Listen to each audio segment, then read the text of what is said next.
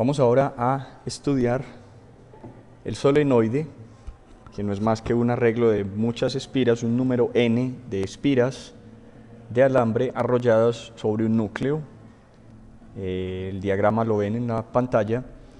Tenemos una corriente que circula por un alambre aislado, unas espiras, n espiras, repito, que están muy juntas. Entonces la idea es determinar la magnitud y la dirección de la intensidad de campo magnético en un solenoide, como se llama a este dispositivo. Primero, pues, antes de cualquier cálculo o de cualquier otro planteamiento, recordemos para una sola espira cómo es la intensidad del campo magnético, al menos cómo es su dirección. Si recuerdan del video pasado donde calculamos la intensidad de campo magnético en un punto P, generada por una corriente circular I, pues teníamos esto, ¿cierto? Una línea de flujo que va en dirección Z y cuya magnitud pues la podemos calcular como I por pi rho cuadrado sobre 2pi raíz cuadrada de rho cuadrado más z cuadrado a la 3 en dirección a sub z. Esa era la intensidad de campo magnético que obtuvimos en el video anterior. Si no lo has visto, para acá y ve y repasa este resultado, cómo se obtuvo. Bueno, así como hay esta intensidad en el centro de la espira en dirección H, pues no es la única línea de flujo. Debido a la espira de alambre, tenemos también más líneas de flujo de forma simétrica. Estas se van curvando porque, si recordamos, las líneas de campo magnético, a diferencia de las de campo eléctrico, las líneas de intensidad de campo magnético se cierran sobre ellas mismas. Es decir, la línea que va en el centro algún día se tiene que cerrar sobre ella misma en el infinito, y estas dos líneas, como observan, ya se curvan buscando cerrarse sobre ellas mismas. Y hay un número n, un número infinito continuo de líneas de flujo, y todas ellas se van cerrando sobre sí mismas. O sea que esta es la apariencia del campo magnético generado por una espira, una sola espira de corriente. Ahora entonces, esta es la apariencia de las líneas de flujo en el caso de una espira del solenoide. Lo único que hemos cambiado es la orientación de la espira. Ahora la espira está en forma vertical y pues las líneas siguen la misma tendencia. Observe que siempre las líneas de flujo cumplen la regla de la mano derecha. Es decir, si coloco en mis 4 dedos de la mano derecha, excepto en el pulgar, si coloco los 4 dedos girándolos en el mismo sentido de la corriente en forma circular, voy a obtener el dedo pulgar, me indicará la dirección de las líneas de flujo, el sentido de las líneas de flujo. Ahora sí, entonces, en el caso del solenoide, lo que tenemos es una disposición como esta. Vamos a realizar un corte transversal. Vamos a realizar un corte transversal de estas espiras. Vamos a dibujarlo. Esto sería como tener lo siguiente. Digamos que este es un corte transversal del núcleo. El núcleo tiene un diámetro 2A y entonces tenemos lo siguiente. Tenemos unas espiras, vamos a conservar el color de estas espiras, que están arrolladas, están un poco pequeñas, vamos a hacerlas, las voy a exagerar un poco para que observemos el efecto. Es como que cortáramos el solenoide de manera transversal. Y aquí también tenemos los cortes de los alambres, lo que nos quedaría si lo hubiéramos cortado Bien, recordemos que esto tiene una longitud L y entonces tenemos la siguiente situación. En las espiras superiores la corriente está yendo hacia el plano, está entrando en el plano de la pantalla. Esto lo vamos a indicar como entrando en la pantalla con X en todos los alambres.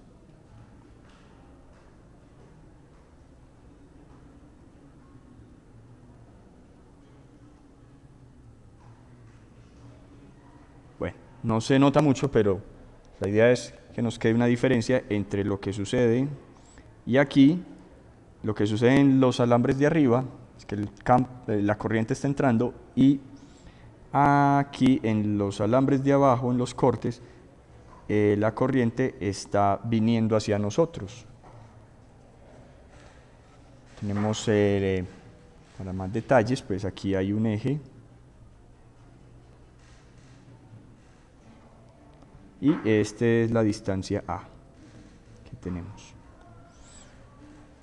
También teníamos una distancia L acá, que era la longitud del solenoide como tal.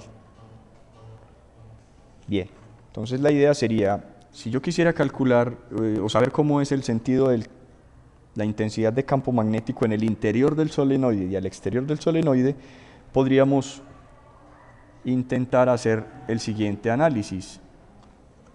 Por ejemplo, vamos a estudiar una única espira. Entonces digamos que vamos a mirar en el interior cómo es el sentido del campo magnético en el interior. Bien, pues en el interior voy a hacer un nuevo dibujito. ¿Sí? Tenemos acá, voy a exagerar un poco más los alambres para que me entiendan lo que queremos hacer. Vamos a pintar únicamente una espira. Aquí la corriente entra en el plano del papel, en este la corriente sale del plano del papel. Pues bien, resulta que si aplicamos la regla de la mano derecha, en el alambre superior, si la corriente entra, debo poner el pulgar entrando en el papel. Al hacerlo, entrando el pulgar en el plano del papel, los 4 dedos de la mano derecha me indican que la intensidad de campo magnético iría en esta dirección.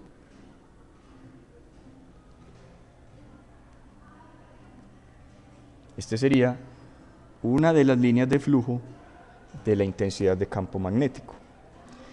Para la otra espira, observen que la corriente sale del papel hacia nosotros, coloco el dedo pulgar saliendo, apuntando hacia mí, y los 4 dedos de la mano derecha me indican el sentido. Si al doblar esos 4 dedos me indica el sentido de este flujo, o de esta línea mejor de flujo.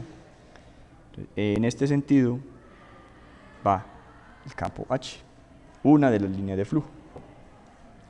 Si observamos en el interior, pues podemos decir que en el interior, en esta zona, aquí en esta zona, las líneas se refuerzan.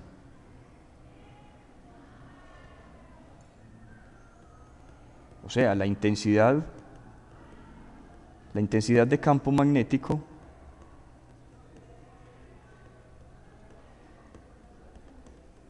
se refuerza, no se anula, se refuerza. Es decir, que al interior del solenoide tenemos un campo magnético no nulo. Es decir, si lo pintáramos, entonces sería en esta dirección. Tendríamos una intensidad de campo magnético y este H es no nulo. ¿Qué pasa afuera del solenoide? Vamos a mirar afuera del solenoide.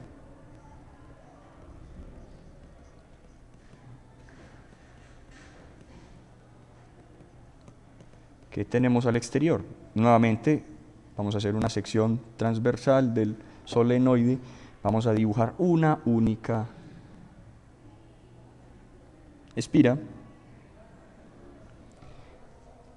Esta entra en el papel, esta sale hacia nosotros y vamos a estudiar, por ejemplo, en la espira superior, lo que sucede. Pues bien, nuevamente tenemos que para esta espira su campo magnético cumple la regla de la mano derecha, colocando el pulgar, entrando hacia el papel como la corriente. Los 4 dedos me indican que este es el sentido en el que fluyen las líneas de flujo. Para la espira de abajo voy a utilizar un color distinto. La espira de abajo también cumple la regla de la mano derecha. Tenemos esta disposición, pero si recordamos, no es la única línea de flujo, tenemos muchas líneas de flujo debidas a esta espira. En algún momento habrá una línea de flujo que pase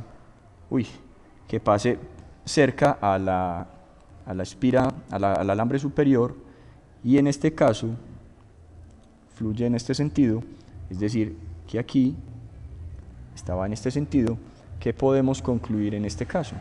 Que aquí, si sumamos, la intensidad de campo magnético se debilita, no se refuerza, tiende a anularse.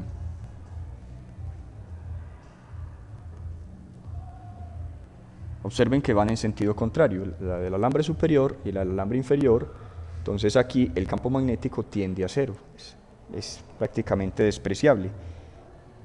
Entonces esto nos lleva al resultado de decir que mientras que al interior del solenoide la intensidad de campo magnético es distinta de cero, al exterior la intensidad de campo magnético es cero.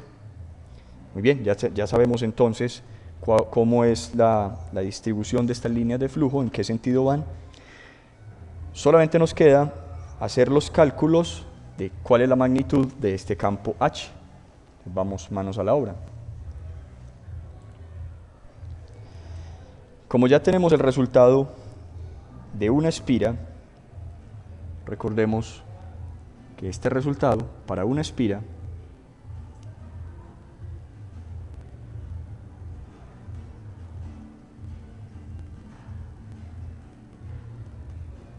¿qué obtuvimos para una espira?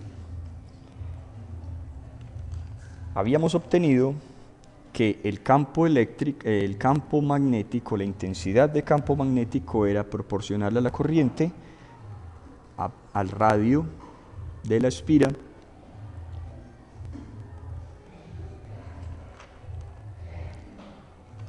a 2. Bueno, este pi lo podemos cancelar inmediatamente, ya no lo necesitamos. Entonces esto mejor sería ahí ρ cuadrado sobre 2 que multiplica a ρ cuadrado más z cuadrado, todo esto a la 3 medios en la dirección a sub z, era en este caso. Pero bueno, vamos solamente con la magnitud, ya sabemos la dirección de la intensidad de campo magnético para el solenoide. Vamos solamente a ocuparnos de calcular esta magnitud. ¿Cómo lo vamos a hacer? Pues primero vamos a definir una especie de densidad, y me está fallando el español, de definir n como el número de espiras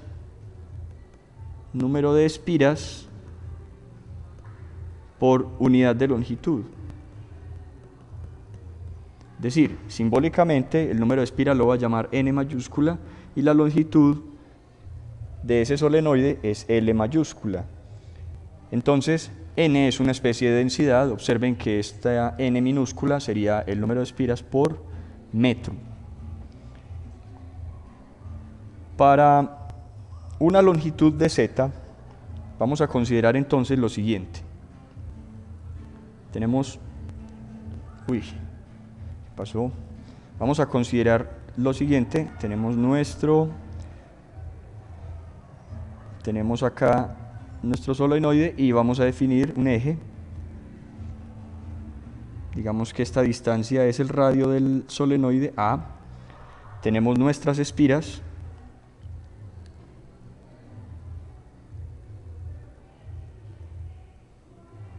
Son todas arrolladas acá en el tubo.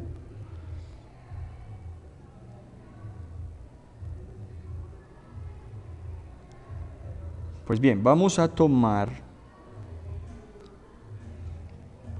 como dl, queremos calcular la intensidad en un punto P, digamos que un punto P por acá, ¿sí?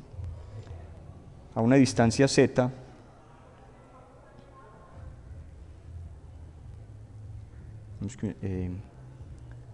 digamos que esta distancia la llamamos z.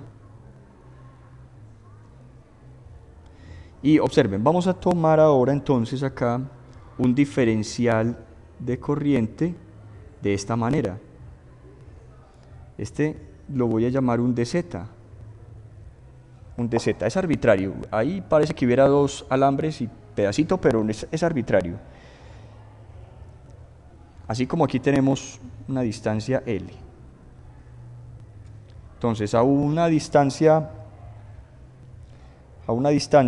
z hemos definido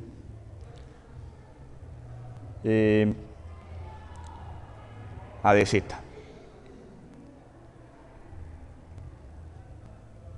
Entonces, vamos a definir el número de espiras contenidas en la longitud z. Tenemos una longitud de z. ¿Cuántas espiras le corresponderán a dz? Pues lo podemos hacer por una simple regla de 3 o simplemente multiplicamos n, lo multiplicamos por la longitud que sería de z. Y esto corresponde al número de espiras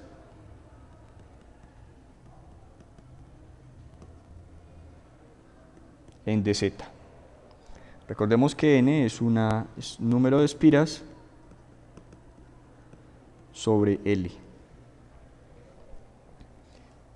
Así, entonces la corriente que tenemos en ese número de espiras es simplemente la corriente que fluye por una espira es I, y la multiplicamos por el número de espiras contenido en ese diferencial, que es n de z.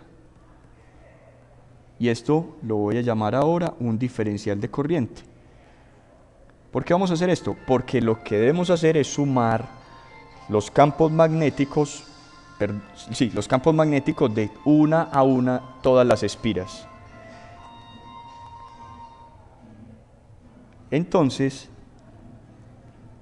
así como esto se cumplía para una espira, que h era esta expresión, ahora para un diferencial, vamos a tomar este como un diferencial y tendríamos en lugar de I, vamos a definir un DI, diferencial de corriente, que ya lo tenemos listo. El radio, en lugar de ρ, vamos a escribir el radio de nuestro solenoide, es A cuadrado, y la expresión, el resto de la expresión es ρ cuadrado, es decir, A cuadrado más Z cuadrado, y todo esto elevado a la 3 medios. Esta es la misma expresión para una espira, solamente que en lugar de I, estamos considerando este I como I por el número de espiras contenidos en dz. Lo que vamos a hacer ahora entonces es reemplazar a DI, entonces tenemos que DH sería n veces I de z, n veces I de z, por el radio del solenoide, que es el mismo radio de la espira, sobre 2 veces radio al cuadrado más z al cuadrado, distancia a donde se encuentra el punto P. Bien, esta expresión debemos entonces integrarla. Identifiquemos constantes. Antes de hacer la integral, pues n, y este radio es constante, este 2, todas estas cosas las podemos sacar de la integral. De manera que tenemos que h es igual a la integral, solamente saco las constantes que son i, el número, la densidad de espiras por longitud, el radio al cuadrado y un 2. Y en la integral me queda dz sobre el radio al cuadrado más z cuadrado, todo esto a la 3 medios. ¿Desde dónde vamos a integrar? Pues vamos a integrar desde z sub 1 hasta z sub 2. ¿Cómo así que z sub 1 y z sub 2? Pues entonces, les recuerdo, tenemos esta situación. Aquí están nuestras espiras.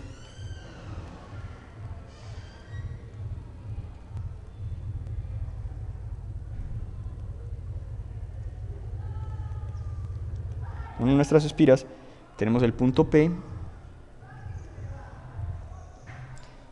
tenemos el eje Z,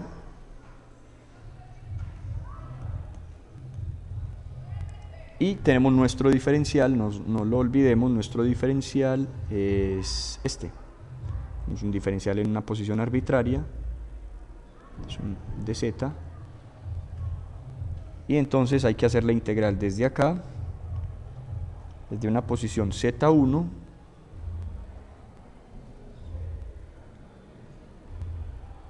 bueno, en general este punto P, esto no tiene por qué ser ángulo recto. Este punto P lo podemos pintar sin ningún problema acá y decir que esto es, que aquí queda Z1 y vamos a hacer hasta acá y aquí sería Z2. Entonces de Z se debe mover entre Z sub 1 y Z sub 2. Para esto necesitamos también una posición de nuestro diferencial. Nuestro diferencial se encuentra a una distancia Z. Entonces yo voy a marcar este ángulo que va a ser conveniente, lo voy a llamar θ, y asimismo tenemos dos ángulos más que son, para Z sub 2 hay un ángulo que es θ sub 2 y para Z sub 1 hay un ángulo que lo voy a llamar θ sub 1. Todo esto porque esta integral necesitamos hacerla por sustitución trigonométrica. Entonces lo que vamos a hacer con la sustitución es, como el nombre indica, sustituir la coordenada z por una función trigonométrica adecuada.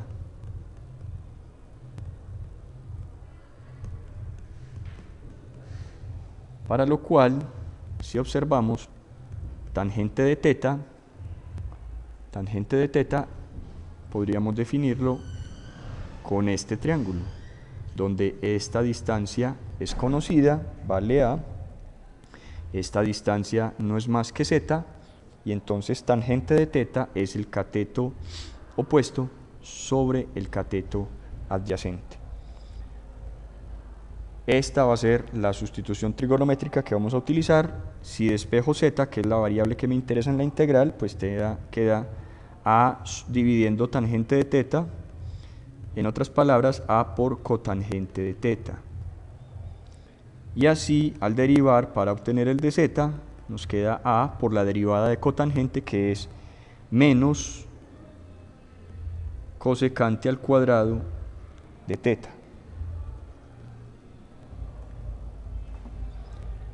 Si reemplazamos en la integral, pues entonces vamos a tener lo siguiente. En esta integral vamos a reemplazar, tendríamos i por n por a cuadrado sobre 2 y la integral es lo siguiente. De z es menos a por cosecante cuadrado de teta, y a cuadrado es una constante, más z cuadrado, que sería reemplazando z por a cotangente de teta y elevando al cuadrado, nos queda esto, a la 3 medios todo.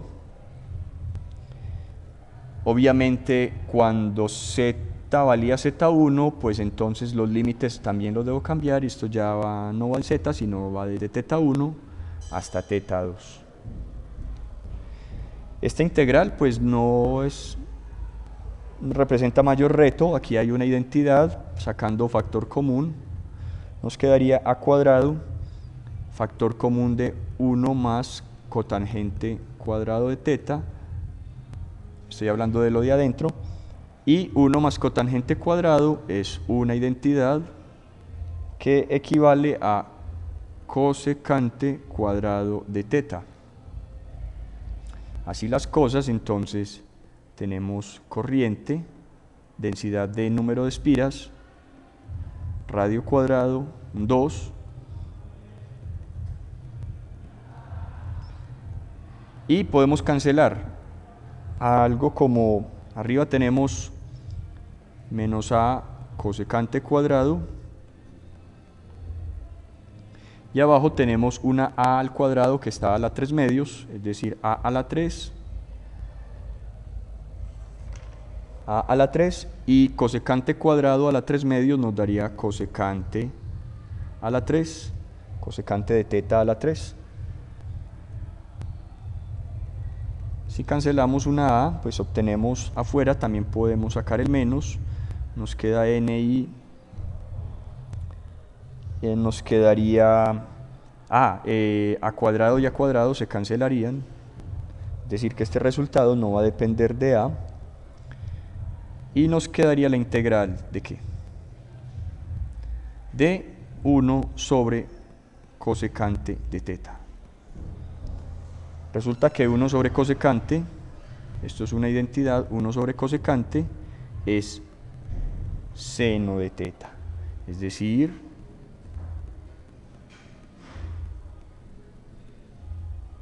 la integral de seno de teta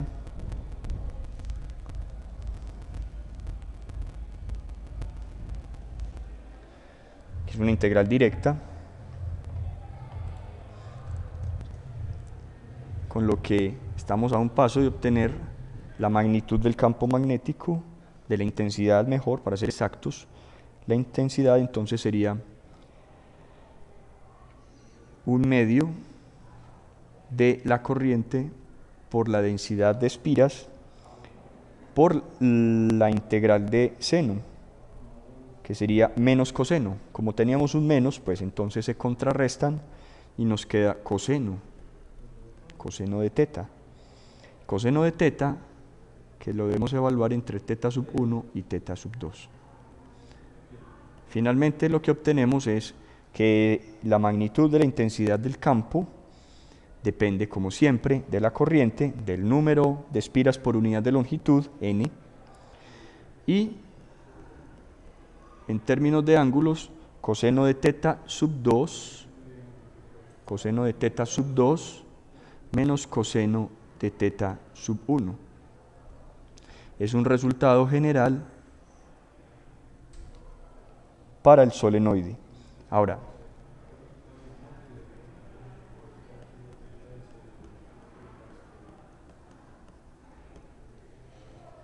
un caso particular, un caso práctico, un caso particular es cuando tenemos un solenoide donde la longitud es mucho mayor que el radio del solenoide, es un solenoide muy largo. Entonces, si L es mucho mayor o igual que A, entonces teta sub 1 valdrá pi medios y teta sub 2 tenderá a anularse, con lo cual, si reemplazamos en H, nos daría 1/2 de la corriente por el número de espiras, y tendríamos coseno de teta 2, es decir, coseno de 0, menos coseno de teta 1. Bien, coseno de 0 nos da 1, coseno de 90 nos da 0. Es decir, que obtenemos una expresión para casos muy prácticos como la siguiente: 1/2 de i por n minúscula, o lo que es lo mismo, si reemplazamos la n minúscula recordemos que es n sobre l. N sobre L es n minúscula, la densidad de líneas de espiras. Es un caso especial para un solenoide muy largo evaluando la intensidad magnética en uno de sus extremos.